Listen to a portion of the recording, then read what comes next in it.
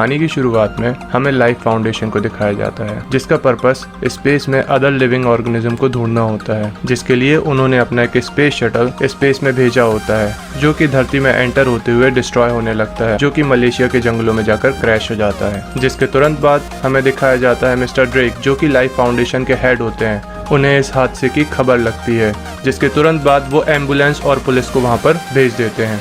Paramedical team सारे survivors की जांच कर रही होती है। तभी कुछ लोग उस कंटेनर के अंदर से कुछ पैरासाइट्स को बाहर निकालते हैं, जिसके बाद मिस्टर ड्रेक अपने वर्कर से पूछते कि क्या हमने चारों सैंपल्स हासिल कर लिए हैं। तो उनकी वर्कर उन्हें जवाब देते हुए बोलती है कि नहीं, हमने 4 में से सिर्फ 3 ही सैंपल हासिल किए हैं, जिसमें से एक सैंपल अभी भी गायब है और उसका कुछ नामो निशान नहीं मिल रहा है। जिसके बाद हमें दिखाया जाता है कि उनमें से एक एस्ट्रोनॉट अभी भी जिंदा होता है। उसे तुरंत ही एम्बुलेंस में हॉस्पिटल की तरफ रवाना कर दिया जाता है कि तभी अचानक वो एस्ट्रोनॉट होश में आ जाता है और उस नर्स पर हमला कर देता है। जिसके बाद हमें पता चलता है कि वो चौथा सिम्बियोट कहीं गायब नहीं हुआ था, बल्कि इस एस्ट्रोनॉट के अंदर घुस गया था। नर्स पर हमला करने के बाद वो सिम्बियोट ड्राइवर को भी मार डालता है, जिसकी वजह से एम्बुलेंस क्रैश हो जाती है। जिसके बाद हमें दिखाया जाता है कि वो नर्स एम्बुलेंस को चीरते हुए उसमें से बाहर निकल रही है और वो लाइफ फाउंडेशन की तलाश में निकल जाती है। फिर हमें दिखाया जाता है एडी ब्रॉक को, जो कि काफी फेमस न्यूज रिपोर्टर होता है और उसकी कंपनी उससे काफी खुश होती है। उसकी एक फियांसे भी होती है, जो कि उसी लाइफ फाउंडेशन कंपनी की लॉयर होती है। सुबह होते ही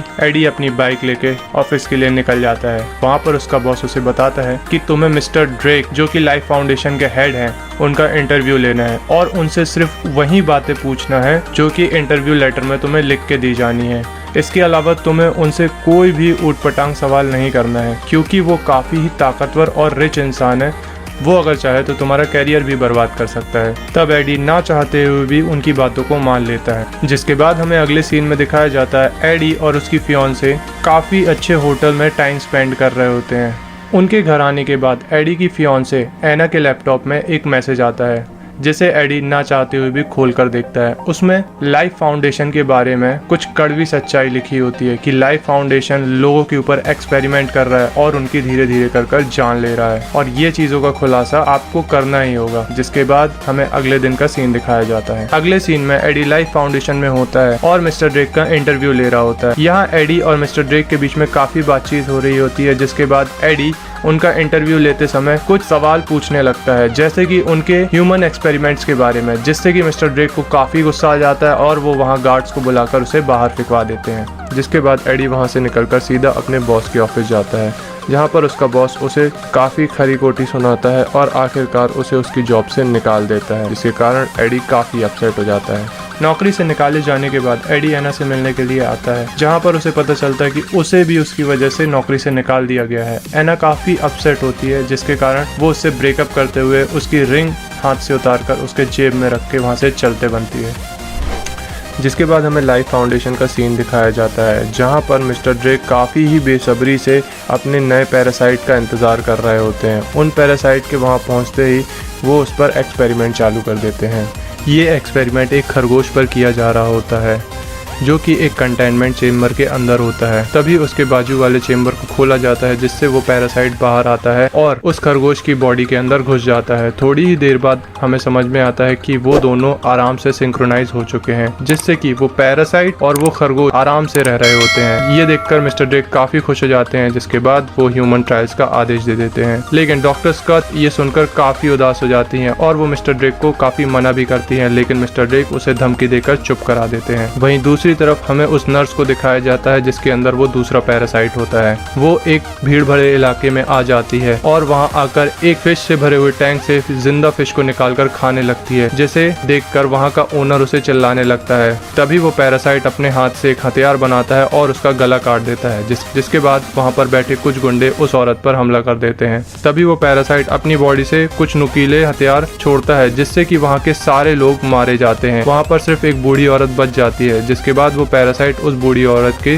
बॉडी पर काबू कर लेता है। फिर यहाँ सीन कट होता है और हमें एडी ब्रॉक को दिखाया जाता है, जो कि काफी अपसेट होता है और अपसेट होने की वजह से वो एक बार में ड्रिंक कर रहा होता है। बार से निकलने के बाद वो स्ट्रीट पर आ जाता है और एक दुकान के अंदर जाने के पहले न्यूज़पेपर निकालता है। वहाँ पर एक गरीब औरत बैठी हुई होती है जो पेपर को पहले ही निकाल लेती है और थोड़ा सा ज्यादा पैसे में बेचती है ताकि वो अपने लिए कुछ पैसे कमा सके। एडी उसे हंसते हुए कुछ पैसे देता है और न्यूज़पेपर लेके आगे बढ़ जाता है। जहाँ पर जाते ही वो मिस चैंग से मिलता है, जो कि उस शॉप की ओनर होती है। एडी कुछ परचेज कर ही रहा होता है कि तभी वहाँ पर एक रॉबर आ जाता है, जो कि गन पॉइंट में मिस चैंग से सारा का सारा कैश लूट लेता है। ये सब एडी देख रहा होता है लेकिन वो कुछ भी नहीं बोलता। जिसके बाद मिस चैंग उसे बोलती है कि जिंदगी काफी मुश्किल है एडी। जिसके बाद एडी घर आ जाता है। घर आते ही उसके सामने काफी सारे ओवरड्यूज के लेटर होते हैं। उसे रेंट चुकाना होता है लेकिन उसे कोई जॉब नहीं मिल रही होती है। वो जॉब्स के लिए इवन अपना नाम तक चेंज करने के लिए रेडी होता है लेकिन उसे कोई भी जॉब नहीं दे रहा होता है। जिसके बाद वो अपने माइंड को शांत करने के लिए कुछ मेडिटेशन वाले सॉन्ग लगाता है और आराम करने लगता है कि तभी उसके बगल वाला नेबर काफी जोरों से गिटार बजाने लगता है, जिसकी वजह से एडी काफी परेशान हो जाता है लेकिन वो कुछ नहीं बोलता और जैसे तैसे अपने कान बंद कर सो जाता है। अगले दिन हमें लाइफ फाउंडेशन को दिखाया जाता है, जहाँ पर ह्यूमन ट्रायल सब चालू हो चुके थे। उनका पहला सब्जेक्ट आइजैक नाम का एक आदमी होता है, जिसे उस कंटेमिनेटेड चैम्बर के अंदर भेज दिया जाता है, जिसके अंदर वो पैरासाइट पहले से मौजूद होता है। आइजैक से मिस्टर ड्रेक कुछ बातें करते हैं और उसे बहला फुसलाकर उस काम के लिए तैयार कर लेते हैं। तभी उस कंटेमिनेटेड चैम्बर के अंदर जो पैरासाइट होता है उसे खोल दिया जाता है, जो कि आइजैक की बॉडी के अंदर आने लगता है। आइजैक की बॉडी पर कब्जा करते ही वो कुछ देर बाद नॉर्मल हो जाता है, जिसे देखकर सब सोचते हैं कि हमने फिर से सिम्बियोसिस हासिल कर लिया है, लेकिन ऐसा होता नहीं है। कुछ ही देर बाद आइजैक की बॉडी उसे रिजेक्ट करने लगती है, जिसकी वजह से वो पैरासाइट उसे मार देता है और मिस्टर ड्रेक पर हमला करने की कोशिश करता है, लेकिन वो कंटेमिनेटेड चेम्बर के बाहर होते हैं। जिसके बाद मिस्टर ड्रेक दूसरे सब्जेक्ट को लाने की बात कह देते। ये सब देखने के बाद डॉक्टर स्कॉट इतना ज्यादा डर जाती हैं कि वो ये सोच लेती हैं कि मुझे इस सब को कैसे भी लोगों के सामने लाना होगा ताकि ये सब काम बंद हो सके, जिसके लिए वो एडी की मदद लेने के लिए पहुंच जाती हैं। एडी एक शॉप में होता है और उसका पीछा डॉक्टर स्कॉट कर रही होती है, लेकिन एडी ये बात समझ जाता है। जिसके बाद एडी उन्हें एक किनारे ले जाके उनसे सारा माजरा पूछता है, जिसे बताते हुए वो बोलती है कि लाइफ फाउंडेशन में कत्लेआम मचा हुआ है। गरीब लोगों को वहाँ पर ले जाया जाता है और उनसे ऐसे लेटर्स पर साइन कराया जाता है जिनके बारे में वो जानते भी नहीं है। जिसके बाद उन्हें एज अ ह्यूमन सब्जेक्ट की तरह यूज किया जाता है, जिस पर एडी बोलता है कि लाइफ फाउंडेशन ने एक बार मेरी जिंदगी वैसे ही बर्बाद कर दिया और मैं दोबारा से वो गलती फिर नहीं करूंगा। जिसके बाद एडी काफी अपसेट हो जाता है और वहाँ से निकल जाता है। वहाँ से निकलते ही वो एन के घर के सामने आकर खड़ा ही होता है। तभी वहाँ पर एक कार आती है, जिसमें से एन और उसका नया बॉयफ्रेंड डैन नीचे उतरता है। डैन एक सर्जन होता है जो कि एन के काफी करीब होता है और उसे किस भी करता है, जिसे देखकर एडी काफी ज्यादा अपसेट हो जाता है। जिसके बाद वो एन से वापस आने की गुजारिश करता है, लेकिन एन उसे बोल देती कि इस सब के जिम्मेदार सिर्फ और सिर्फ तुम हो, इसलिए हम दोनों दोबारा कभी फिर एक नहीं होने वाले हैं। ये सुनकर एडी वहाँ से चला जाता है और एक ब्रिज के पास आकर खड़ा हो जाता है। कुछ देर वहाँ वेट करने के बाद वो डॉक्टर स्कॉट को फोन लगाता है और उनसे सारा माजरा पूछता है। एक्चुअली में डैन ने सोच लिया होता है कि जिस फाउंडेशन की वजह से मेरा कैरियर में इतनी प्रॉब्लम्स आई है, अब मैं उसको बर्बाद करके ही रहूंगा, जिसके लिए वो डॉक्टर स्कॉट से मिलने जाता है। डॉक्टर स्कॉट एडी को अपनी कार में छुपाकर एंट्री गेट से फाउंडेशन के अंदर ले जाती है, जहाँ पर उसे वो पूरी कहानी बताती है कि कैसे लाइफ फाउंडेशन ने अपने स्पेस शटल को स्पेस में भेजा ताकि वो अदर लिविंग ऑर्गेनिज्म को ढूंढ सके और उन ऑर्गेनिज्म का इस्तेमाल कर सके ताकि ह्यूमन और वो पैरासाइट एक होकर स्पेस में आराम से घूम सके। एडी इन सब बातों को सुनकर हंसने लगता है, लेकिन डॉक्टर स्कॉट उसे बताती हैं ये सब हजारों साल बाद ही पॉसिबल हो सकता है, लेकिन मिस्टर ड्रेक ये सब अभी हासिल करना चाहते हैं, जिसके लिए वो ह्यूमंस का कत्लेआम मचा रहे हैं। ये सब उससे देखा नहीं जा रहा है कि तभी वहाँ पर एक गार्ड आ जाता है, जिसे देखकर डॉक्टर स्कॉट उसे अपनी बातों में उलझा लेती हैं और एडी को रूम्स के अंदर भेज देती हैं। रूम्स के अंदर जाते ही एडी वहाँ पर छानबीन करने लगता है और वीडियो बनाने लगता है। तभी वहाँ पर एडी की नजर उस न्यूज़पेपर वाली औरत पर पड़ती है जो कि उसे रोड साइड पर न्यूज़पेपर बेचा करती थी। वो एडी से हेल्प की भीख मांगती है। तभी एडी घबरा कर वहाँ पड़ी चीजें उठाकर उस कांच को तोड़ने लगता है। कांच टूटते ही वो औरत एडी पर हमला कर देती है और एडी को पकड़ने की कोशिश करने लगती है। तभी हमें दिखाया जाता है कि जो पैरासाइट उस औरत के अंदर होता है एडी के अंदर आ जाता है, जिसके बाद वहाँ का अलार्म जोरों से बजने लगता है और गार्ड्स वहाँ पर आ जाते हैं।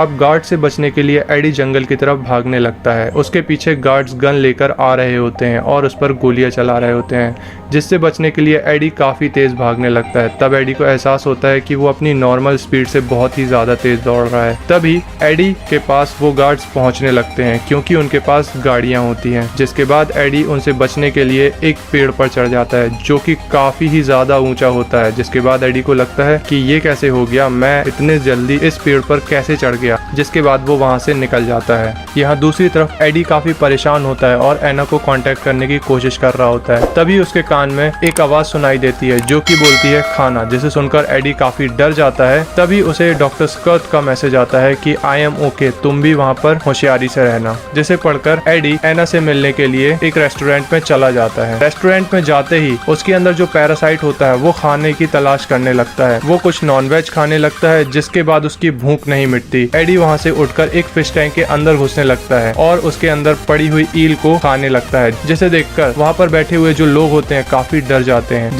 जिसके बाद डैन उसे अपने हॉस्पिटल ले जाता है कुछ स्कैन्स करने के लिए। जिसके बाद एडी को एक MRI मशीन के अंदर डाला जाता है, लेकिन जैसे ही वो मशीन चालू होती है उसके अंदर जो पैरासाइट होता है वो काफी ज्यादा रिएक्ट करने लगता है। इसकी वजह से उस स्कैन को कैंसिल करना पड़ता है और डैन उसे वहाँ से बाहर निकालता है और उसे बोलता है कि कई बार लोग इस मशीन के अंदर जाने से घबरा जाते हैं, ये कोई बड़ी बात नहीं है, और उसे घर जाकर कुछ दवाइयाँ लेने के लिए बोल देता है। वहीं लाइफ फाउंडेशन में हमें दिखाया जाता है जो ह्यूमन एक्सपेरिमेंट काफी सक्सेसफुल अभी तक दिख रहा था, अब उसकी हालत खराब होने लगी है और उसका लिवर फेल होने लगा है, जिसके कारण मिस्टर ड्रेक काफी अपसेट हो जाते हैं और कहते हैं कि ह्यूमन बॉडी ही बेकार है। तभी मिस्टर ड्रेक का बॉडीगार्ड डॉक्टर स्कर्ट को सामने लेकर आता है और उन्हें बताता है कि ये सारी गड़बड़ी इन्हीं की वजह से हुई थी। जिसके बाद मिस्टर ड्रेक काफी प्यार से डॉक्टर स्कर्ट से पूछताछ करने लगते हैं। वो उसे दिलासा देते हैं कि वो ह्यूमन ट्रायल्स बंद कर देंगे और आज के बाद वो ऐसा कोई काम नहीं करेंगे जिससे ह्यूमंस को प्रॉब्लम हो। जिसकी वजह से डॉक्टर स्कर्ट उनकी बातों में आ जाती हैं और उन्हें एडी ब्रॉक का नाम बता देती हैं। जिसके तुरंत बाद मिस्टर ड्रेक उस सिम्बियोट को छोड़ देते हैं जो डॉक्टर स्कर्ट की भी जान ले लेता है। एडी जो कि अभी एक बस से घर वापस आ रहा होता है कि तभी उसके अंदर से एक आवाज आती है कि भूख लगी है और वो अचानक उठ के खड़ा हो जाता है, जिसे देखकर उसके आसपास के लोग काफी डर जाते हैं। जिसके बाद एडी उस ट्रेन से उतरता है और सीधा अपने घर की तरफ भागता है। घर आते ही वो सीधे एना को फोन लगाता है और उससे पूछता है कि मुझे कुछ अजीब सी आवाजें सुनाई दे रही हैं, जिसके कारण वो किसी भी काम पर ध्यान नहीं लगा पा रहा है। तभी वहाँ से डैन की आवाज आती है और वो बोलता है कभी कभी पेशेंट में हेलुसिनेशन और अलग अलग तरीके की आवाजें सुनाई देना नॉर्मल है। जिसके बाद एडी अपने आप को समझाता है और फोन कट कर देता है कि तभी उसका पड़ोस जोरों से गिटार बजाने लगता है। एडी गुस्से में उसका दरवाजा खटखटाता है और डोर ओपन होते ही उससे बोलता है कि क्या तुम वॉल्यूम थोड़ा कम कर सकते हो। तो उसका नेबर उसे कहता है भाड़ में जाओ,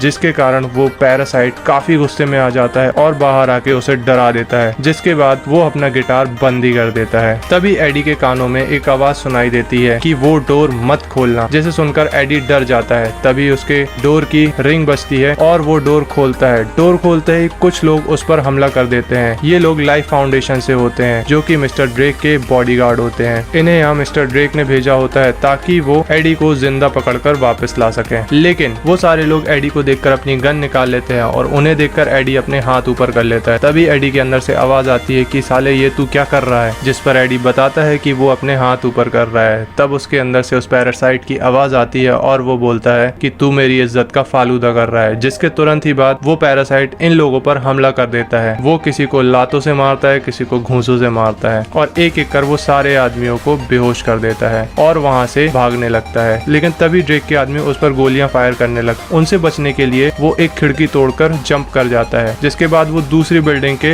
एक रूम में जाकर गिरता है जहाँ पर कुछ बच्चे वीडियो गेम खेल रहे होते हैं। जिसके बाद वो अपने आप को शील्ड करता है और वहाँ से भाग जाता है। इस फाइट की लाइव फुटेज मिस्टर ड्रेक देख रहे होते हैं और ये देखकर वो समझ जाते हैं कि एडी ने उस सिम्बियोट के साथ सिम्बियोसिस हासिल कर लिया है और वो अपने बॉडीगार्ड से बोलते हैं कि उसे एडी को जिंदा लाना होगा। जिसके बाद यहाँ पर एक चूहे बिल्ली की फाइट चालू हो जाती है। एडी फ्लोर से नीचे आते ही एक कार के पास खड़ा हो जाता है और आईने में खुद को देखता है, जहाँ पर उसे उसे अपनी शक्ल की जगह एक पैरासाइट शक्ल दिखाई देती है, जहाँ पर वो उससे पूछता है कि आखिर तुम हो क्या। तो वो उसे बताता है कि उसका नाम वेनम है और वो एक पैरासाइट है और एडी उसका होस्ट। जिसके बाद एडी उसे कीड़ा बोलता है, जिसकी वजह से वेनम को काफी गुस्सा आ जाता है और वो उसे दीवार से चिपका देता है कि तभी वहाँ पर मिस्टर ड्रेक के ड्रोन्स आ जाते हैं और एडी पर हमला कर देते हैं। एडी अपनी बाइक उठाता है और वहाँ से भागने लगता है। एडी के ऊपर एक एक कर वो ड्रोन गिर रहे होते हैं, लेकिन एडी जैसे तैसे कर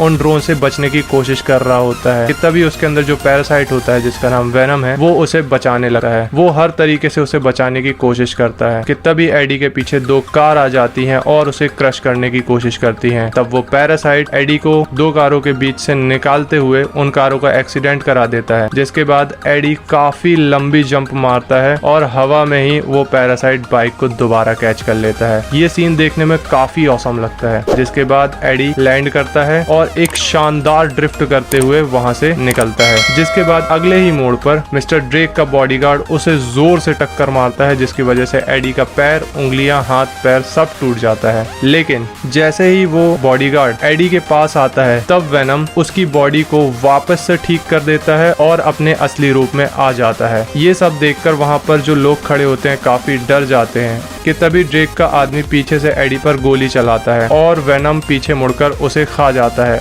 और वहाँ की कारों पर कूदते हुए वो समुद्र में छलांग लगा देता है। जिसके बाद वो एक ब्रिज के नीचे आ जाता है। एडी इस सब के बाद खुद से सवाल कर रहा होता है कि मेरी हड्डियां तो टूट गई थी, मेरा पैर टूट गया था, वो अपने आप ठीक कैसे हो गया। तभी उसके सामने बड़े ही शानदार तरीके से वेनम आता है और उसे बताता है कि उसे उसने ठीक किया है। वेनम उसे बताता है कि वो एक पैरासाइट है और तुम उसके होस्ट, जिसकी वजह से वो दोनों अब एक लिंक बना चुके हैं। जिसे सुनकर एडी बोलता है कि तुम चाहो तो कभी भी मेरी बॉडी को छोड़कर किसी और की बॉडी में जा सकते हो, लेकिन वेनम उसे बताता है कि ये इतना आसान नहीं होता, वो हर किसी की बॉडी में एडजस्ट नहीं कर सकता। जिसके कारण वेनम भी अब किसी न किसी तरह से एडी से जुड़ चुका था। वो उसे बताता है कि अगर तुम मारे गए तो मैं भी मारा जाऊंगा। जिसके बाद उन दोनों के बीच में एक डील होती है कि वो दोनों साथ मिलकर काम करेंगे। यहाँ दूसरी तरफ लाइफ फाउंडेशन में डॉक्टर स्कर्ट के अंदर जिस सिम्बियोट को डाला जाता है वो सिम्बियोट मर जाता है। ये सब देखकर मिस्टर ड्रेक काफी गुस्से में आ जाते हैं और अपने साइंटिस्ट पर चिल्लाने लगते हैं कि तभी वो पैरासाइट जो कि एक छोटी बच्ची में घुस गया था वो भी लाइफ फाउंडेशन को ढूंढता हुआ उसके पास तक पहुंच जाता है। जैसे ही वो वहां पहुंचता है उसके सामने मिस्टर ड्रेक आ जाते हैं। ड्रेक उसे एक छोटी बच्ची समझता है और उससे पूछने लगता है कि तुम खो गई हो, तुम यहाँ पर कैसे आ गई। तभी वो पैरासाइट ड्रेक पर हमला कर देता है और उसकी बॉडी पर काबू कर लेता है। जिसके बाद हमें दिखाया जाता है कि एडी की रिपोर्ट आ चुकी है जो कि काफी ही ज्यादा एबनॉर्मल है। डैन ये सब बातें एना को बता रहा होता है। जिसके बाद एना काफी परेशान हो जाती है और एडी को कॉल लगाने लगती है, लेकिन एडी कॉल नहीं उठा रहा होता है कि तभी वो उसके घर की तरफ जाती है। उसके घर की तरफ मुड़ते ही वहाँ पर काफी लोग और पुलिस होती है। जिसके बाद एना उस पुलिस वाले से पूछती है कि आखिर हुआ क्या, जिस पर वो पुलिस वाला बताता है कि मैम आपको घर जाना चाहिए और पूरे शहर में लाशें बिखरी हुई हैं।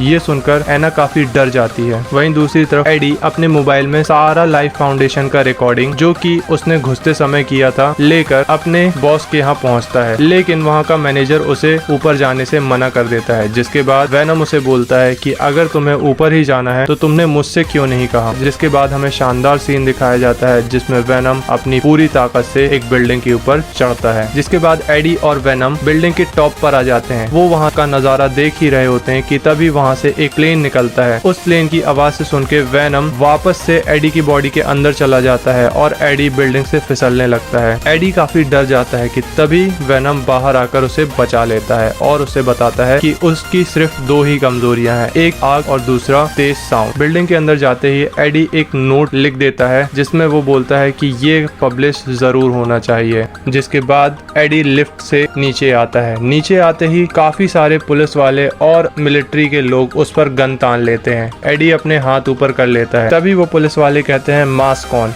और यहाँ पर हमें एक शानदार सीन दिखाया जाता है जहाँ पर एडी कहता है मास्क ऑन और वेनम उसके ऊपर आ जाता है। जिसके बाद एडी उस खतरनाक रूप में काफी औसम लगता है और एक एक कर सारे पुलिस वालों को पछाड़ने लगता है, लेकिन हमारा वेनम सारे पुलिस वालों को एक एक कर पटकने लगता है और यहाँ वहाँ फेंकने लगता है। वो एक पुलिस वाले को खाने ही वाला होता है कि तभी वहाँ पे एना आ जाती है। एन ये सब देखकर काफी डर जाती है। एन को देखकर एडी वापस ह्यूमन फॉर्म में आ जाता है और उसे बताता है कि वो काफी बीमार है, उसे हेल्प की जरूरत है। तभी एन उसे अपनी कार में बिठाकर हॉस्पिटल के लिए ले जाती है। इसी बीच एडी वेनम से बातें कर रहा होता है। वेनम उसे बोलता है कि तुमने आज तक एन से माफी नहीं मांगी, तुम्हें माफी मांग लेनी चाहिए, क्योंकि हो सकता है शायद तुम्हें दूसरा मौका भी ना मिले। जिसके बाद एडी एन से माफी मांगता है और एन उसे माफ कर देती है और वो दोनों हॉस्पिटल जाते हैं। हॉस्पिटल पहुंचते ही डैन उसकी रिपोर्ट्स के बारे में एडी को बताता है। डैन उसे बताता है कि तुम्हारे ऑर्गन्स धीरे धीरे फेल हो रहे हैं, जिस पर एडी काफी घबरा जाता है और उसे बोलता है कि क्या मैं सच में मर रहा हूँ। तभी डैन उसे संभालने के लिए आगे बढ़ता है और वेनम उस पर हमला कर देता है। ये सब देखकर एन काफी डर जाती है और एमआरआई मशीन को ऑन कर देती है, जिसकी वजह से काफी तेज साउंड होने लगता है और वेनम उसके अंदर से निकल जाता है। वेनम के निकलते ही एन गेट को बंद कर देती है, जिसकी वजह से एडी काफी गुस्से में आ जाता है और वेनम से बोलता है कि तुम मुझे मार रहे थे, हमारे बीच में एक डील हुई थी, और इतना कहकर वो वहाँ से चला जाता है। तभी डैन और एन बातें ही कर रहे होते हैं कि वेनम वेंटिलेशन से होते हुए वहाँ से गायब हो जाता है और जाकर बाजू वाले रूम में जो डॉग होता है उसे अपना होस्ट बना लेता है। एडी के एमआरआई रूम से निकलने के बाद वो लिफ्ट का दरवाजा खोलता है और वहाँ पर ड्रेक के लोग होते हैं जो उसे बेहोश कर लाइफ फाउंडेशन ले जाते हैं। जिसके बाद हमें दिखाया जाता है कि एडी धीरे धीरे होश में आ रहा है। तभी मिस्टर ड्रेक का बॉडीगार्ड उससे काफी पूछताछ करने की कोशिश करता है। तब एडी जोर से अपना सिर उसकी नाक पर मारता है, जिसकी वजह से उसको काफी खून बहने लगता है। तभी वहाँ पर मिस्टर ड्रेक आ जाते हैं और अपने बॉडीगार्ड से जाने के लिए कहते हैं, और जिसके बाद मिस्टर ड्रेक एडी से पूछने लगते हैं कि आखिर वो पैरासाइट कहाँ है जो तुमने चुराया था। लेकिन एडी साफ तौर पर उसे कह देता है कि वो मेरे पास नहीं है, लेकिन अगर होता भी तो वो तुम्हें नहीं बताता। जिस पर और वो भी एक खतरनाक तरीके से ट्रांसफॉर्म होते हैं और एडी को डराने की कोशिश करते हैं। लेकिन एडी उसे बता देता है कि उसके पास वो पैरासाइट नहीं है। जिसके बाद ड्रेक अपने बॉडीगार्ड से कहता है कि यहाँ की सफाई कर दो। वेनम उस डॉगी के अंदर घुसने के बाद उस हॉस्पिटल से निकल जाता है। जिसके बाद हमें अगले सीन में दिखाया जाता है कि एडी को ड्रेक के बॉडीगार्ड एक जंगल के बीचों बीच ले जाते हैं और उसे मारने ही वाले होते हैं कि एडी अपना बचाव करने के लिए उस टकले पर हमला करता है, लेकिन वो टकला अपनी गन को बचा लेता है और एडी को गोली ही मारने वाला होता है। कि तभी हमें दिखाया जाता है एक एक कर मिस्टर ड्रेक के आदमियों को कोई मार रहा है। तभी एडी बोलता है कि साले टकले अब तेरा नंबर है। तभी वहाँ पर वेनम आता है और उसे खा जाता है। वेनम इस बार एन की बॉडी में होता है, जिसकी वजह से एन काफी हॉट लग रही होती है। कि तभी एन एडी को किस करती है और वेनम उसकी बॉडी से होता हुआ एडी की बॉडी में चला जाता है। एडी से पूछताछ करने के बाद ड्रेक बाहर आता है। ड्रेक के बाहर आते ही जो पैरासाइट ड्रेक के अंदर होता है उससे कहता है कि हमें स्पेस में जाना होगा और मेरी ही तरह काफी सारे पैरासाइट हैं जिन्हें हमें अर्थ पर लाना होगा, जिसके लिए हमें एक स्पेस शटल की जरूरत होगी। जिसके लिए ड्रेक कहता है कि उसका इंतजाम तुम मुझ पर छोड़ दो। जिसके तुरंत बाद ड्रेक एक स्पेस शटल लॉन्च की तैयारी कर रहा होता है। कि तभी वहाँ पर बैठे हुए साइंटिस्ट बोलते हैं कि अभी भी काफी सारे चेकअप्स करना बाकी है। लेकिन ड्रेक अब अपना सब्र खो चुका था और उससे बोलता है कि कोई चेकअप करने की जरूरत नहीं है और उन्हें बोलता है कि वो खुद ही ये प्लेन उड़ाएगा। जिसे सुनकर वहाँ के साइंटिस्ट चौंक जाते हैं। तभी ड्रेक के पीछे बैठा हुआ एक साइंटिस्ट लॉन्च प्रोटोकॉल को बंद करने की कोशिश करता है। ये सब बातें ड्रेक सुन लेता है और उस साइंटिस्ट को मार डालता है। जिसके बाद वो वहाँ पर जितने भी लोग होते हैं उन सबको मारने की कोशिश करता है। वो अपने शानदार हथियार से एक जोर का स्विंग करता है, जिसके कारण वहाँ पे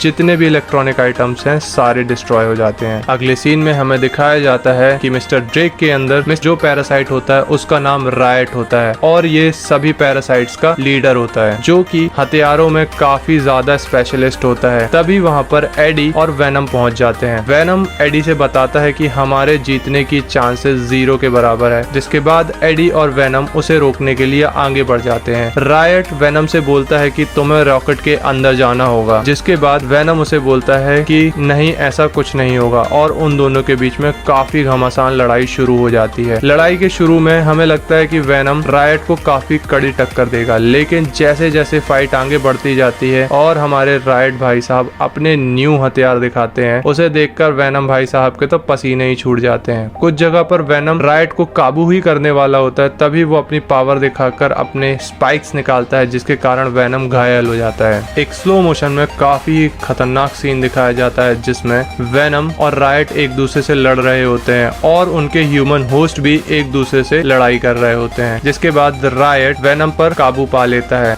ये सब एन देख रही होती है, जिसके बाद वो स्पेस शटल के स्पीकर से काफी जोरों से आवाज करती है, जिसके कारण वेनम और रायट अलग अलग हो जाते हैं और दोनों जमीन पर आके गिर जाते हैं। दोनों ही अपने होस्ट की बॉडी से अलग हो जाते हैं। एडी और ड्रेक एक दूसरे से लड़ने लगते हैं। एडी ड्रेक को एक जोरदार पंच मारता है, जिसके बाद हमें लगता है कि ड्रेक भाई साहब तो गए कि तभी उसके पास वो दूसरा पैरासाइट रायट आने लगता है, जिससे बेखबर एडी उसे एक जोर का लात मार के समुद्र में गिरा देता है। और जैसे ही वो वापस मुड़ता है, उसके पीछे से रायट उसके सीने के आर पार अपना हथियार कर देता है। ये देखकर हमें काफी दुख होता है और हमें लगता है यहाँ पर एडी की मौत हो गई। लेकिन तभी वेनम वहाँ पर आता है और एडी की जान बचा लेता है। जिसके बाद उस हथियार को वेनम अपनी बॉडी से निकालता है और स्पेस शटल के ऊपर चढ़ जाता है। रायट स्पेस शटल का गेट खोलकर उसके अंदर घुस जाता है और लॉन्च स्टार्ट कर देता है। जिसके बाद स्पेस शटल लॉन्च हो जाती है। तभी वेनम उस हथियार को लेकर उसके फ्यूल टैंक में घुसा देता है, जिसकी वजह से वो पूरा फ्यूल टैंक बर्बाद हो जाता है और उसमें जोरदार धमाका होता है, जिसमें रायट और ड्रेक दोनों ही मारे जाते हैं। लेकिन हमारा वेनम एडी को बचाने के लिए गिरते हुए एक पैराशूट खोल लेता है, जिसकी वजह से वेनम भी मारा जाता है और एडी पानी में गिर जाता है। अगले सीन में हमें दिखाया जाता है कि एडी और एन बैठकर बातें कर रहे होते हैं। सभी को लगता है कि वेनम जा चुका है, लेकिन तभी हमें वेनम की आवाज सुनाई देती है, जिसमें वेनम बोल रहा होता है कि हम किसी न किसी तरीके से एन को वापस पा लेंगे। जिसके बाद हमें पता चलता है कि वेनम अभी कहीं गया नहीं है, वो अभी भी जिंदा है। एन से मिलने के बाद एडी वहाँ से निकल जाता है और वहाँ से निकलकर शॉप में आता है, जहाँ पर मिस चैन काउंटर पर बैठी होती हैं। वो वहाँ कुछ सामान खरीद ही रहा होता है कि तभी वहाँ पर वो आदमी जिसने पहले भी गन पॉइंट पर मिस चैन से पैसे लूटे हैं वहाँ पर आ जाता है और उसे फिर से लूटने की कोशिश करता है। तभी वहाँ पर वेनम आ जाता है और उसे काफी धमकी देने के बाद उसे जिंदा ही खा जाता है। ये सीन काफी ही औसम लगता है देखने में, जिसके बाद यहाँ पर मूवी खत्म हो जाती है।